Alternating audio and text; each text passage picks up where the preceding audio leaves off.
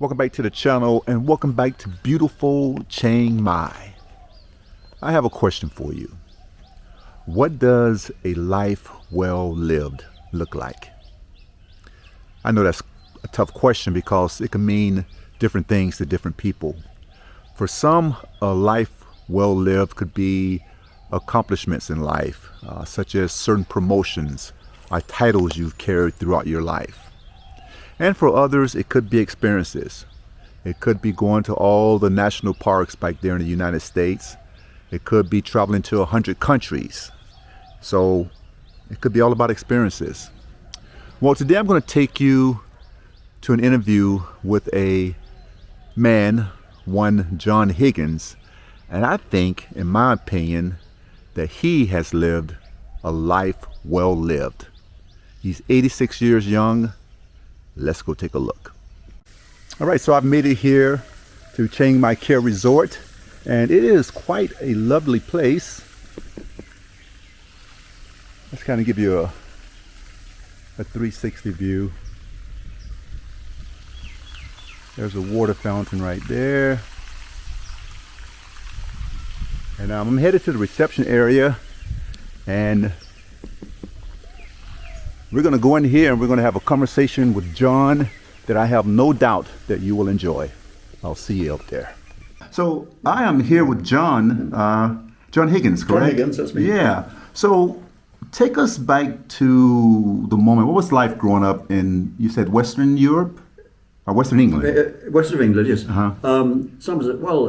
It was quite a very pleasant part of the country. Mm-hmm. I was brought up in a little village called Cossington, which is in Somerset. But I went to school in Bristol. Mm-hmm. It was a rather fancy school, Clifton College, what they call a public school, yeah. Americans call private school, of course.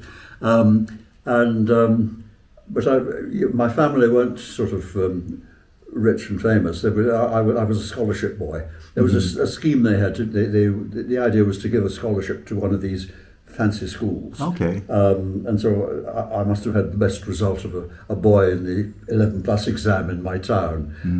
So I got the scholarship to Clifton. How old were you at the time? 11. Okay, 11 years old. And it was a boarding school. I had to go and board. Ah. And I think there were 2 scholarships that year. One was from Somerset, one was from Gloucester. And I was sort of middle class. My parents were missionaries, or my mother came from a missionary family. Mm-hmm. So there were books in the house. And, I spoke with a sort of middle class accent, even though my parents were poor. But the other boy, he was genuinely working class and spoke with a local accent. Mm-hmm. He lasted 3 weeks. Oh wow! The teasing, and then off in tears. Yeah. But I stayed at the school. And then I did my military service. Mm-hmm. I was one of the last people called up for that. If I'd been 6 months younger, I would have missed it. Timing is everything, right? Yes, timing is everything. But again, looking back on it, I don't mind too much because I made some good friends in the army. Even though I was only a private soldier, I was never an officer. Mm-hmm. And I did a little bit of the officer training course and didn't really like it very much, so I went off it. I spent that time mostly in Germany, and had the great fortune to be in a town called Herford, which is the only town in North Germany which had an intact concert hall in 1945. Oh wow! All the other concert halls had been bombed. Yeah. But as a result, it would become a mecca for musicians. And so we had symphony concerts, recitals of all kinds, choirs. It was a wonderful place. I've been to more classical music concerts in the 2 years of my army career than I have in most of the rest of my life. That sounds amazing. Yeah, it was wonderful. Yeah. Then university. Then I joined the British Council.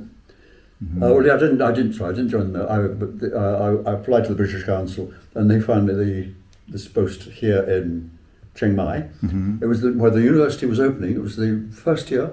There had been no other universities in Thailand outside Bangkok. Oh, what year was this? 1964. Oh, wow. Okay. And that's why I particularly wanted to come back by 2024 to give you the 60th anniversary. And so that was. But I only spent 2 years. I was newly married. and our first child was born here. And I think my wife really wanted to get back and show the grandchild off. So I was here for the 2 years of my contract, but she didn't want me to renew. And so we went home. And after that, I think my next posting was Norway.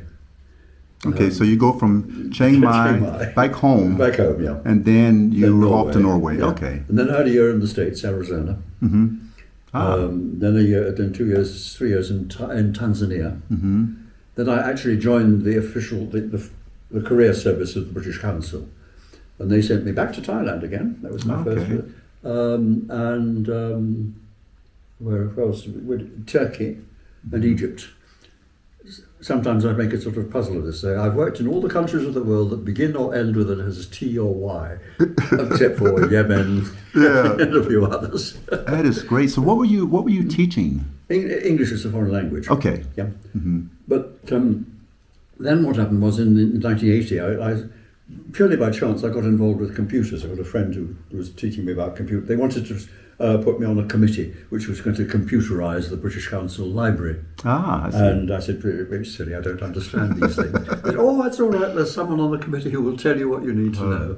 And he did, and I got interested. And then as a result, that was the very early days of personal computing, exactly with the Tandy, TRS-80, and I remember those. Very early Apple II, I remember, and of course the Sinclair Spectrum, the first personal machines. That would probably been with the early 80s, maybe? Yeah, early 80s. Okay. The Sinclair started in 80. The Sinclair ZX80 was in 1980, then 1981. The BBC Micro came out in 1982, I think. Okay. And then the Apple Mac, I think, started about 86. I can't remember. So that got me, and luckily I was working with a marvellous guy from Birmingham University called Tim Johns, who was an absolute hero of mine and of many people. We actually wrote a book together, which was published in 1984. And for that there was a glorious period of about 7 years where Tim Johns and John Higgins, we were the world's experts on using computers to teach language. Oh, wow. And as a result, anyone who had who was running a conference on that subject wanted one of us to be the keynote speaker. And that was glorious because we had, it got me all over the world, Singapore, Houston, Vancouver, anyway, about 20 or 30 different places. Yes, Sicily we went to, Munich, and then along came the internet. Yeah. And suddenly we weren't big fish in a small pond. We got a small, medium-sized fish in a big, huge pond. Yeah, you're still revolutionary, if you ask me. We made a lot of difference. The main thing, the point that I was trying to make was that computers are slaves.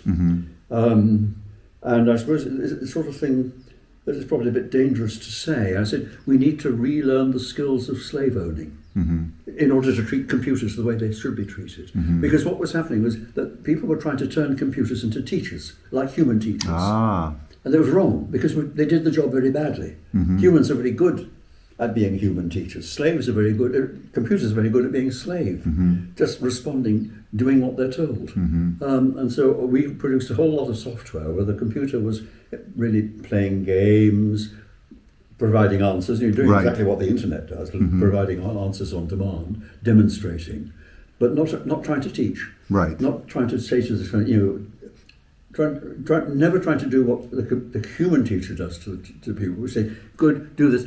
You're good enough. You can go. You can continue. Or wait, you must do that again. Right. But so the computer does that very badly. I see what you're saying. And so that was the main thing. We called it non-tutorial software. I see. So that was the thing that made our stuff so different and what made us quite prominent. Just over that 7-year period. And then I got a job in Stirling in Scotland. That's right. I left the British Council with Bristol again, teaching at Bristol University. Then Stirling University, where I had a special department doing that subject. I wasn't the professor in charge, but I was running the course. I see. And then in 2001, I retired. Ah. Well, I mean, there were problems in the department, so I didn't want to carry on working with people I wasn't liking. New people had been brought in, and I've been retired ever since. Oh wow! And my wife died in 2020, and so we sold the house. This was a place to come. So, and I've been here for 4 years. Wow! So you must enjoy it here. I do. Yeah. Yeah. So at 86, most people are either slowing down or they've slowed down. So I'm a bit slower in some ways. Yeah. I get tired fairly easily. And I do have a bit of a chest problem. I get out of breath easily. Yeah. But it's lovely. I mean, every day, what do we have an exercise class every morning at 10. I always go to that to give a shape to the day. And I think I mentioned every Monday they take us into town for a shopping trip. Yeah. In case you want to buy. I usually go on that just to get off the premises. I see. And otherwise, I'm just not doing very much. Yeah. I did actually pick up a sort of second career towards the end of after I retired, of being an audiobook reader. Okay. I'd been doing some research on a particular writer called Victor Canning, whose books were being republished, and the publisher wanted my help with that, and so I said, would you like me to turn one of these into an audiobook? Oh. And they said, yes, try it out, and they did. And now I've done 15 of them. Oh, that's very nice. Wow. Really So you answered one of my questions. What do you do with your day? Well, yes. Yeah. I'm not doing any more now. I've given up the actual reading. I see. I can't keep a voice going for the long period I could. But that was what filled a lot of my time. Yeah. Well, you know, I'm never bored. I've always got things to do. And I want to get a little more into that. But, you know, you've mentioned so many different places that you've been around the world. How did it circle back to wanting to live in Thailand and specifically Chiang Mai and Mae Rim? Yeah. Yeah. Mae Rim, just looking on the internet, looking for possible places. This one seemed to be pretty good, so we tried it out. And as I say, I also tried Vivo Beni. Okay. But I particularly wanted Chiang Mai because of the university connection. I wanted to see what things were happening. It's like coming back home. Exactly. Yeah. It was. Yeah. And where my daughter was born, where I'd had lots of interesting things. And of course, the city has changed, unrecognisable. When we first came, there were 6 cars. Oh, wow. So if you saw, I mean, there were lots of other traffic. There were tuk-tuks, there were songtars, there were off-road vehicles, jeeps and Land Rovers and things like that. Because of course there was no paved road to Bangkok. The first 200 kilometres of the road between here and Tak were all mud surface. Oh wow! And it went into corrugations, right. So that you had to get a particular speed to match the. Whatever the springs of your own vehicle. Right. I think they said that the Volkswagen was the best car for doing it with. You get the smoothest ride with the Volkswagen. But most people did have an off-road vehicle. They had some. Well, I did. We had a thing called an Austin Gypsy, which was basically a copy of the Land Rover, and so that was our vehicle. So this was mostly agricultural, probably, correct? Yes, it wasn't. There wasn't much industry in this area. It was nearly all but it was, and there were very few high-rise buildings. I think that probably 3 or 4 stories was the tallest any building ever went. Yeah. And of course, all these big dual carriageway roads. No, none of them. Yeah. But it was a lovely place to be. But again, a sophisticated city. There were good shops. There were good bookshops even in those days. There were the Sound Society had a branch here, and so one. There was nothing. You certainly weren't bored. There were lots of good things happening. Yeah.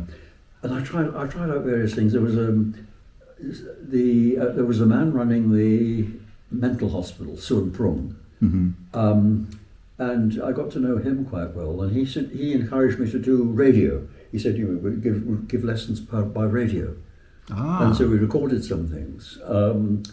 And I did a series of lessons. And these are English lessons? English Okay. lessons on the radio. I don't know I didn't get much feedback. I don't know how effective they were, but they're just local. Right. But the interesting thing was, at the mental hospital, he did have people who were learning printing, and they were being taught how to use a printing press. I see. And so they produced the little booklet that went with the thing. And even though they didn't speak any English, Right. it was perfect. It hardly needed any proofreading at all. It was. Oh, that's very interesting. What year was this? 1965. Oh, wow. That's great. I'll definitely take a look at that after our interview. Yeah. So, let's go back to when you were first coming over here to Thailand. What were your biggest fears? Did you have any fears or concerns? I think I was, disease and snakes or something. Yeah. Otherwise, no. I was prepared to think the best of people, think that I would be safe. Yeah. I think probably being in the military, you had some experience with people and traveling. Yeah, I think so. I wasn't completely unsophisticated about foreign parts. I'd had 2 years in Germany. So I knew that the whole world doesn't behave the same way that they do in England. And I sort of read 1 or 2 books about Thailand, about the different and Buddhism. I've been interested in Buddhism actually. I see. I'm not a Buddhist, but I feel Buddhism. I feel much closer to Buddhism than I do to Christianity. No, understandable. I think it's very interesting. Yeah. So I know you mentioned some of the things that you do. So I just want to reiterate. Yeah. So what's a typical day for like you? You wake up in the morning. Wake up in the morning, go and have breakfast. 10 o'clock, go along to the exercise class, which lasts usually 45 minutes. Come back, have a cup of coffee, read the paper.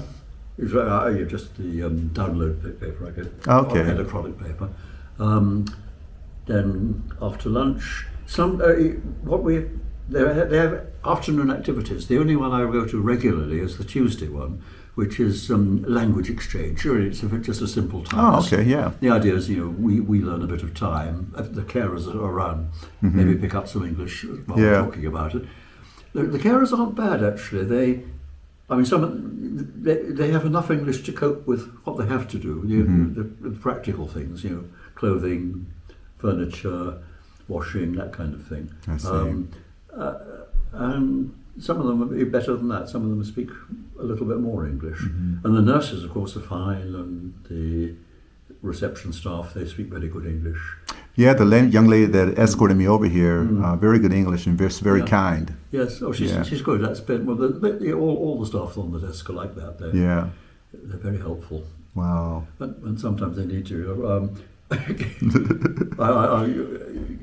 Whenever I order anything from Lazada, I have to go along to the desk and say, "Could you help me with the QR code?" I'm still working on that part of it. So is there anything, be it the first time you came to Thailand or the second go around, is there anything that surprised you about it, or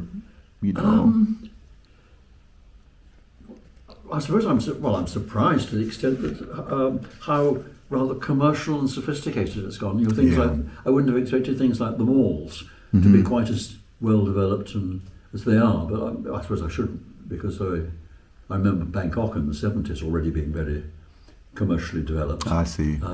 But here, I suppose I still had memories of the sort of small town Chiang Mai. Yeah. So it was quite surprising to see this huge city with all those bit sophisticated roads and everything. Yeah. In a way, of course, it's not really beautiful. All the wires along the streets, and everything. It's not an elegant city like Vienna or right. But at the same time, it's a very friendly place. I'm happy, and people do. People sometimes have come up to me when we were on our shopping trips, having a cup of coffee at Amazon Coffee or something. Just started a conversation. It's lovely. I'm really happy to talk to people. Yeah, that's one thing, and I mention that in a lot of my videos. It's just the kindness of people here, and coming from a Western country, coming from America, I automatically went into suspicious mode. Like, what do you want? Why are you being kind? So Yes. I had to get used to it. I And know just what you mean. Yes, occasionally you think, oh, what's in it? yeah. Particularly if it's a young lady, she can try and seduce you. I've embraced it now, though. I've definitely embraced it. Yeah. So I know when I talk about people, when I talk to people, especially the viewers, one of the biggest concerns is healthcare. Especially at a later age coming over here. Have you had any experience with the health insurance over here? The healthcare is excellent. I suppose, yes, of course, I have to pay for it. In Britain, it would all be free on the National Health Service, but at the same time, long waiting lists. Here, if you need something, it's done immediately within a few days. Yeah. But it costs. I'm lucky, I think, that I have enough funds and reserve that it would have to be, anything routine is fine. Right. And I see a doctor every 3 months. Okay. For several checkups for my chest condition. And then otherwise, and we do have very good healthcare on site, and the nurses will get medicines for you when you need them. So I suppose, if I had something that was going to be terribly expensive to be treatment, I think I probably could afford it, but at the worst possible case, I could go back to Britain and get it free. So have you had any kind of major operation or anything No, while you're here? What's the most I've had here? I had cataracts done. Okay. And that cost 50,000 baht, I think, was it? Yeah. For each eye. Oh, wow. Which, have I got that right? Yeah, that's less than that would be less than 2,000 US dollars. Yes. Yeah. Yeah. And I thought, and I know I've got better eyesight now than I had the rest of my life. Yeah. So I'm very happy about that. Yeah. But that's the only real proper operation I've had done. And so you would feel comfortable if you did need to do something here in the I feel the same, and I think that still surprises people. Thailand, and specifically Bangkok, is like a medical tourism destination. Yes, for a lot of countries. I can imagine that it should be. Yes, yeah. Because I get a very good impression of the actual standard of. We go to there's the Chiang Mai Ram, was where I started going. I'm now going more to the Bangkok hospital. Okay, I've been to Chiang Mai Ram as well. Yeah, very pleased. And they both seem to offer a very high standard of care, very, very competent. Yeah. And all right, I've got to pay for it now, but okay, I pay for it. But luckily, I do have a little bit behind me. That's great. Having sold a house in Britain, I've got that as a So my pension more or less covers what I pay for my rent here, my monthly charge here, and so forth. Now that you bring that up, and if you don't mind me asking, one of the things that people run into is, I can only speak for the states that I'm familiar with, but just the rent keeps increasing.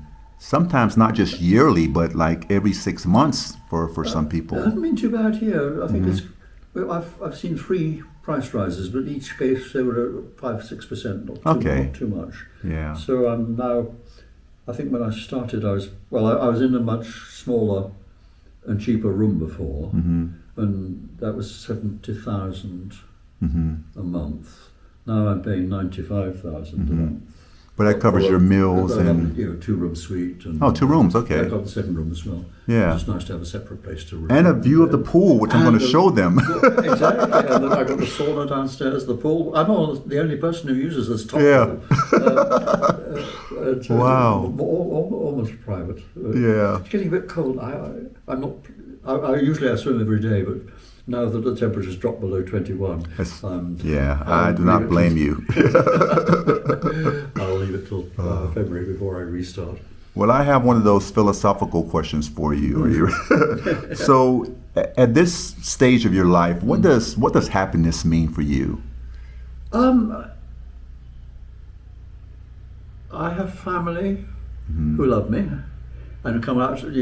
My daughter comes every 6 months, but I have no responsibilities. There's no one depending on me for anything. Yeah. So I can really, if I want to do anything, I can do it. I've got some friends here. One of my students in Stirling, a very good student of mine, was a Thai who is now a professor in Bangkok. Ah. And she has a very good friend who lives here in Chiang Mai, so I see a lot of her, someone maybe every few weeks, not all that often.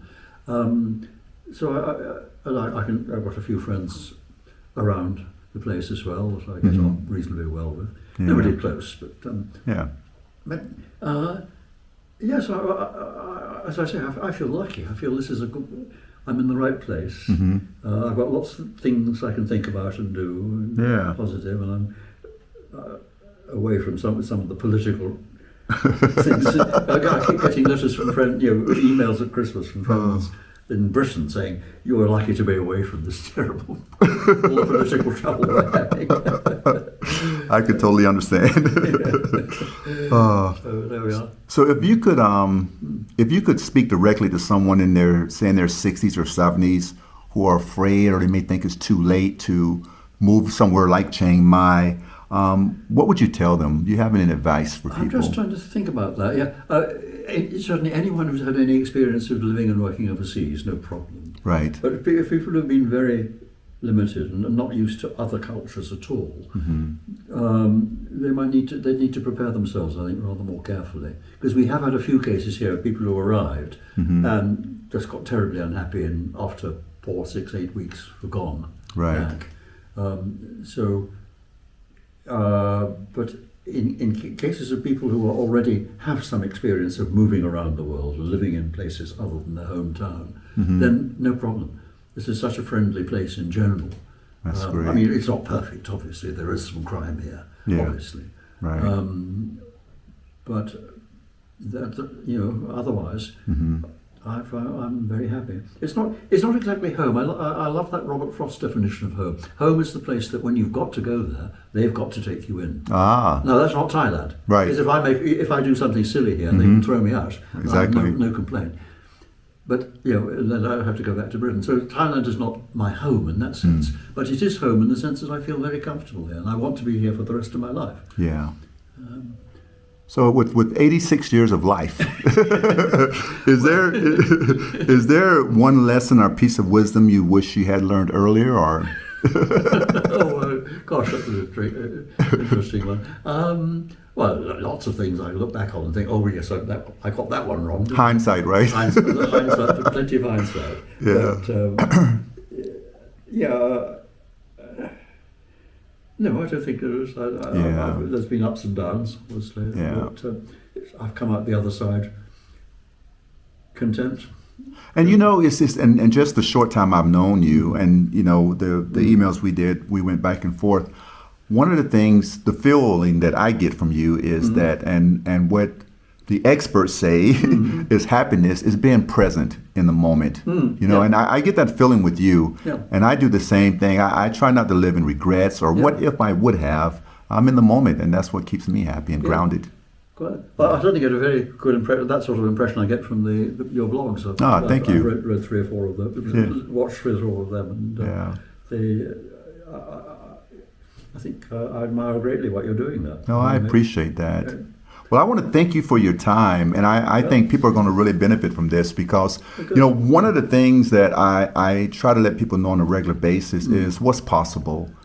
Just because we can't choose where we were born, but we can choose where we live. No. And there are options, and that's what I try to tell people. So thank you for your time. And I'm going to step outside and get a view of your pool. Yeah, by all means. Okay. Yes. Okay. Thank you. Hey, look at this as we go outside here. So I feel like that the movie The Lion King, when you look over the kingdom. I know, it's wonderful, isn't it? Yeah. So this is 2 different pools. Yes, there's a sort of lower one, which is what is used for sort of recreational activities in the hot season. Okay, and this is more of the lap. This is more of a depth. You can do some real swimming here if you want to, up and down. It is very green here. Yeah. Alrighty. Well, this is where I'll wrap it up, and I tell you, this was probably a 47-minute trike up here, but it was worth it. When I put in this resort, it's so green here, and that's what I really appreciate about it. Yes. Yeah, and this is not even the rainy season. I'm sure it's even greener than the rainy season. Yeah. But we haven't had any rain now for about 2.5 weeks. So. No. Well, okay. Well, once again, thank you for joining me, and I hope you really got something from this. All right. Well, you have a great one. I will see you guys in the next video. I'm going to go talk to John a little bit longer. All right. Take care. We'll see you in the next video.